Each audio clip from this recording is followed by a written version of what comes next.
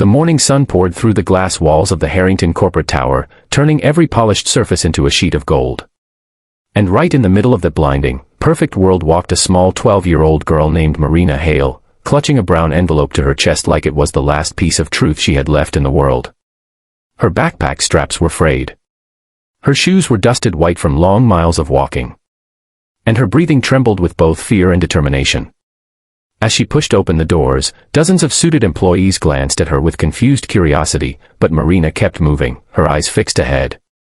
She had come to return something that didn't belong to her, something she found on a park bench 3 days ago, something that could either be meaningless or could change everything.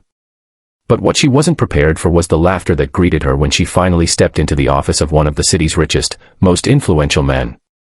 If you believe kindness still matters, and that everyone deserves a second chance, please like, comment, share, and subscribe to Kindness Corner. Your support helps us spread real stories of hope. Marina had never been inside a place like this.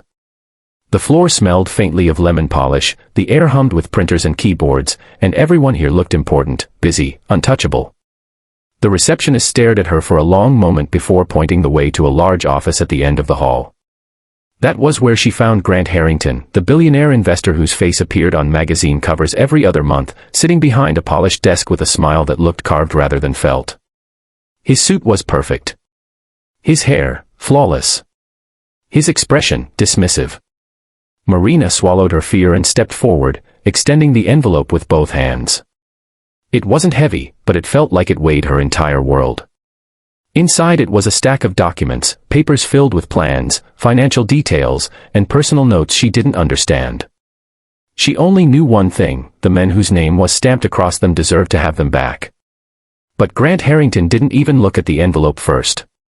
He looked at her, then at his assistant, then leaned back and burst into laughter loud enough to turn heads through the glass wall.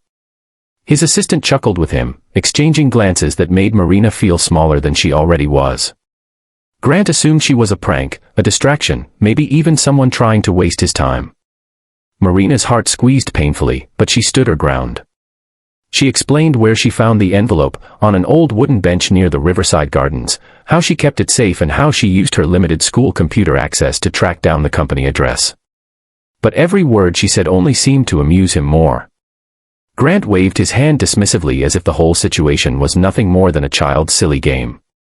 And in that moment, Marina wished she had never stepped into this cold, gleaming building at all. What Grant didn't know was that Marina's life hadn't been kind. She lived with her grandmother in a tiny apartment where the electricity sometimes flickered, and meals were more hope than habit.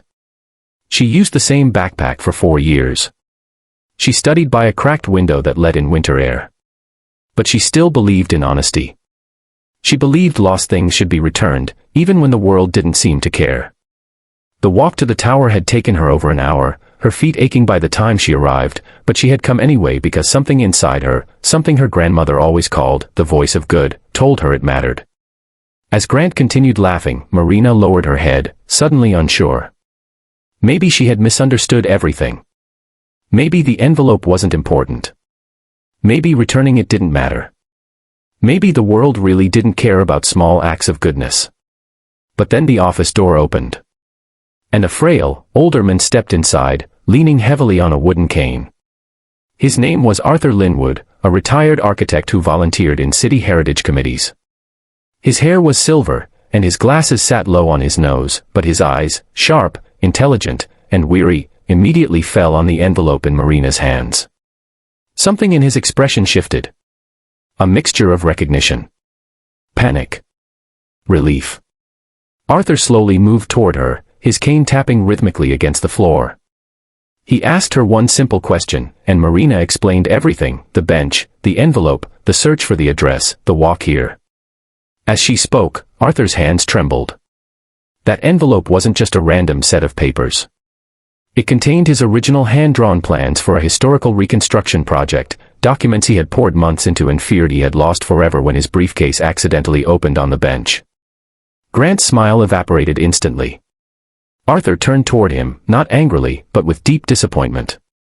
He explained that Marina had returned something priceless, something that represented years of dedicated work and a heritage project that meant everything to him. The billionaire who had laughed moments ago now looked frozen in place, embarrassed, unable to meet Arthur's eyes. For the first time, Marina saw a flicker of humanity behind Grant's polished exterior, a crack in the perfect mask he wore.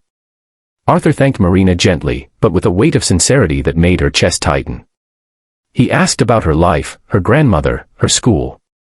And as Marina answered quietly, Grant finally understood just how strong, how brave, this young girl actually was.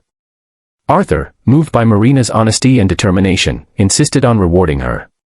Not with money, but with opportunity. He offered to support her education, to mentor her in architecture if she ever wished to pursue it, and to stay connected with her grandmother. Grant, feeling the sharp sting of his earlier arrogance, apologized sincerely, not just to Marina, but to Arthur as well. And something changed in the room that Marina couldn't quite explain.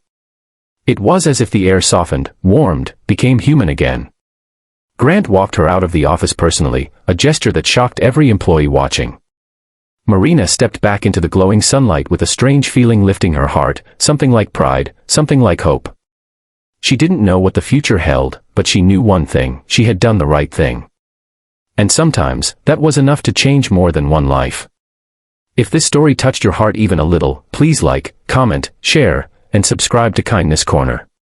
Your support helps us reach more people with stories that remind us humanity still exists. Before you go, comment below, kindness lives on. And with that, Marina walked home under the warm daylight, not knowing that her single act of honesty had set off a chain of kindness that would ripple far beyond anything she could imagine.